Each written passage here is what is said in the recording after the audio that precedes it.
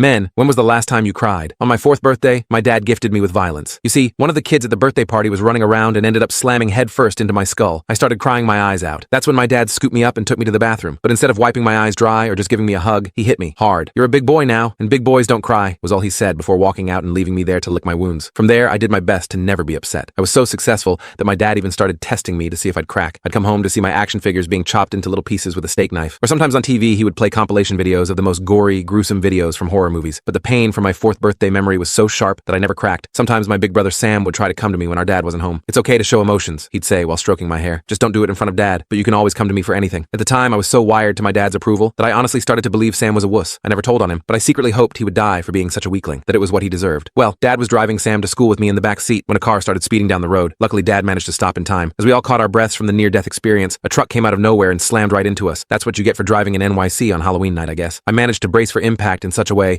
that left me with just a slight concussion. But as I was rushed to the hospital, I saw Sam was left behind. That's when I knew he was dead. A numbness flooded my body. Looking back, I was undoubtedly disassociating. And a few days later, when I processed everything, I came to the conclusion that the reason I was alive and Sam was dead was simple, because he was a wuss and he deserved his fate. And throughout my entire unconventional period of grief, I didn't cry, not once. This made my dad love me 100 times more. He told me I was a real man and I would grow up to be big and strong. It was like his words were my only source of joy. So whenever I felt that familiar feeling of gray creeping into my heart, I would just sink it into the pit of my stomach. My days became filled with long naps and overeating. By the time I turned 15, I was a 400-pound overweight and Sewers-Lytle teenager. I had numbed myself so much that I couldn't even remember what empathy felt like. I'd spend all day only watching out for myself with the "if I make someone sad, that's their problem" mentality. And when I turned 16, the guidance counselor pulled me in for a mandatory meeting. I thought she was going to give out to me for being so selfish, or even tell me I needed to lose some serious weight. But instead, she stared at me with her big blue eyes. "Nate, I'm concerned about you. We all are." She then handed me a leaflet for therapy. "Take this. I think it can really help." "What the F?" I yelled at the top of my lungs. "Respectfully, I don't need a shrink," is the last thing I said before shoving the paper deep into my pocket and walking out. It was pretty much the exact same reaction my dad would have had until later that day. Because my dad was watching Shawshank Redemption, Sam's favorite movie. From downstairs, I could picture Sam's face changing through his favorite scenes, how he'd always annoy us by quoting the characters as they said their lines. For the first time in years, I actually wanted to cry, but no tears came out. So instead, I called the therapy number. She told me she had been expecting me, and we had our first session right there and then. Didn't even talk about payment. And by the end of it, I was, in fact, crying my eyes out into my pillow so my dad wouldn't hear, but still. From there, I started journaling and meditating. Feeling again was so exhausting that I was still napping for hours each day, but I also liked it. I started to understand why people didn't just unalive themselves. My heart felt so full. So I was sitting at the kitchen table with my dad when happiness was pumped through my body. "Son, what's gotten you so amped up? Is it a girl?" he asked with a knowing grin on his face. "Actually, Dad, I started therapy," I responded, bouncing my knee up and down out of fear of what was about to come. My dad froze while his hot dog was about to enter his mouth. "You, what?" The vein in his forehead looked like it was about to pop into two. I immediately ran out of the room because my dad threw a chair at the wall.